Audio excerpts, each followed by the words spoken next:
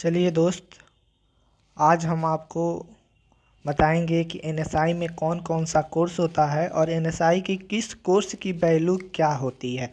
तो उससे पहले हम वहां जाने से पहले हम यहाँ पर गूगल क्रोम ब्राउज़र में आ चुके हैं। गूगल क्रोम ब्राउज़र में यहाँ पर हम सर्च करेंगे एनएसआई कानपुर। एनएसआई कानपुर के सर्च करने के बाद से यहाँ पर हम सर्च कर लेंगे। देखिए इसका टैब खुल के आ चुका है, सरफेस खुल के आ चुका है। यहाँ पर आप डायरेक्ट फर्स्ट जो लिंक आएगा उसी पर क्लिक करना है। चूँकि हम यहाँ से उससे अभी उतना मतलब नहीं है, तो केवल हम कोर्स के बारे में जानना चाहते हैं। हम आपको आज कोर्स के बारे में बताएंगे। तो यहाँ पर आपको यहाँ पर कोर्स पर क्लिक करना है और यहाँ पर देख लीजिए कौन कौन से कोर्स हैं और क्या क्या हैं। ठीक है दोस्तों, अब यहाँ से भी हो सकता है और यहाँ से भी आपको दिखाया जा सकता है कि कौन कौन सा कोर्स का क्या क्या महत्व है। यहाँ पर सारा चीज़ दिया हुआ है, इसका हर एक चीज़ का जो जो कोर्स है उसका सबका सिलेबस दिया हुआ है और सबका आपका पीडीएफ दिया हुआ है। आप अगर पीडीएफ पढ़ना चाहें तो आप पीडीएफ से पढ़ सकते हैं आसानी से। सबसे अच्छी चीज़ होगी आप पीडीएफ से आसानी से पढ़ लें। देखिए FNSI fellowship diploma of the institute, इसका मतलब ये होता है। और यहाँ पर इसका दिया हुआ है एफएनएसआई इन शुगर टेक्नोलॉजी और शुगर केमिस्ट, यानी कि जो अंदर शुगर फैक्ट्री में सबसे ऊंचे पद के अधिकारी होते हैं, जो बड़े पद के मैन्युफैक्चरिंग केमिस्ट जिनको कहते हैं, उनके लिए आता है। और यहाँ पर इसमें पढ़ने के लिए क्या क्या आपके सिलेबस रहेंगे और क्या क्या चीज़ें रहेंगी सब यहाँ पर दिया रहता है।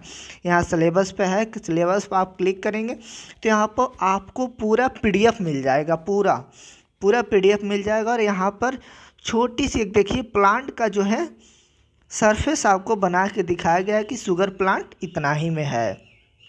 आप इसमें मॉडिफाई भी करवा सकते हैं, अगर ज़्यादा पढ़ने के बाद इंसान मॉडिफाई भी कर लेता है अपने हिसाब से, लेकिन इतना चीज़ होना ज़रूरी होता है। उसके बाद से दूसरा आता है FNSI in sugar engineering fellowship diploma of the institute in sugar engineering. इसका भी सिलेबस दिया हुआ है और इसके बारे में भी दिया हुआ है। व्यू डिटेल पर आप अगर क्लिक करते हैं तो इसके बारे में खोल के दिखाएगा, और सिलेबस पर क्लिक करते हैं तो इसमें जो सिलेबस है, जो इसमें जितनी भी सिलेबस है, जितनी भी इसमें सब्जेक्ट है, सारी चीज़ें आपको दिखाई दे देगी और इसमें क्या पढ़ाया जाता है। ठीक है, ये दिखाई देगा। इसमें देखिए फर्मेंटेशन प्रोसेस भी दिया हुआ है। क्योंकि इस सब चीज़ से हमको कोई मतलब नहीं है, ज़्यादा हम लोग को उससे पढ़ने से मतलब है। सबसे बड़ी चीज़ ये है। और एक और चीज़ होती है एफएनएसआई इन फर्मेंटेशन टेक्नोलॉजी, ये जो है इसका भी यहाँ पर दिया हुआ है सिलेबस। तो आप यहाँ तक की चीज़ों को आप तभी कर सकते हैं जब आपके पास बीएससी और एमएससी की डिग्रियाँ हैं। जो शुगर टेक्नोलॉजी की चीज़ें हैं, जो शुगर टेक्नोलॉजी है, जैसे कि यहाँ पर आपको फर्स्ट नंबर पर देखेंगे sugar technology, sugar chemist technology और शुगर केमिस्ट। ये जो है वही कर सकता है इंसान जो पीसीएम यानी फिजिक्स केमिस्ट्री और मैथ से तीनों से जो है बीएससी और एमएससी किया हो। चूँकि एमएससी में तो एक ही सब्जेक्ट होता है, आप किसी एक से करो चाहे दो से करो, जैसे भी आपकी इच्छा हो। लेकिन खास करके बीएससी में खास करके आपको पीसीएम होना चाहिए, फिजिक्स केमिस्ट्री और मैथ होना चाहिए। और शुगर इंजीनियरिंग वालों को, जो शुगर इंजीनियरिंग वाले हैं, तो उनको खासकर वो लोग आते हैं जो बीएससी भी किए रहते हैं। बीएससी के साथ साथ उनको जो बीटेक किया हो उसके लिए और अच्छा है, और अच्छे से समझ में आ जाएगा। जो बीटेक किया हो, एमटेक किया हो, वो सब चीज़ें भी बहुत अच्छी आती हैं, उन लोगों के लिए बहुत अच्छा होता है। फर्मेंटेशन टेक्नोलॉजी ये भी बीएससी किए हुए लड़के कर सकते हैं। इसके अलावा अगर कोई दूसरा करना चाहे बीए वाला, तो वो नहीं कर सकता है। और दूसरा होता है पोस्ट ग्रेजुएट डिप्लोमा कोर्स। तो इसमें भी ये जो है इसमें भी एनएसआई ये जो पोस्ट ग्रेजुएट डिप्लोमा कोर्स है, associate of national sugar institute in sugar technology, इसमें सबसे बड़ी चीज़ है कि ये सबसे बड़ी कोर्स है, सबसे बड़ी कोर्स यही है, सबसे बड़ी कोर्स यही है आपको, जो आपको यहाँ पर देखने को मिल रहा है NSIST। अगर आप इसमें एडमिशन लेना चाहते हैं तो आपके पास एक तो BSc और MSc दोनों में से कोई एक योग्यता, मिनिमम आपके पास BSc की योग्यता होनी चाहिए, और BSc आप बायो से ना रहें, PCM से, फिजिक्स केमिस्ट्री और मैथ से अगर आप रहते हैं तो ही आप NSI शुगर टेक्नोलॉजी का कोर्स आप कर सकते हैं, वरना आप नहीं कर पाएंगे और यहाँ पर फार्म भरने के बाद भी आप रिजेक्ट हो सकते हैं। ये आपके अंदर होना चाहिए। इसके लिए अगर आप करना चाहते हो तो इसका व्यू डिटेल भी यहाँ पर दिया रहेगा, पूरा व्यू डिटेल पर आप क्लिक करेंगे और सिलेबस पर भी क्लिक करेंगे तो यहाँ की सारी चीज़ें आपको कौन कौन से सिलेबस पढ़ना है, क्या है, सारी चीज़ें आपको यहाँ पर दिखाई देगी। यहाँ पर सारी चीज़ें रोलर है, अब मेल की थोड़ी सी मतलब झलक दिखाई गई है। ये जो है आता है आपका NSISC का मतलब होता है शुगर इंजीनियरिंग, जो diploma post graduate diploma course होता है।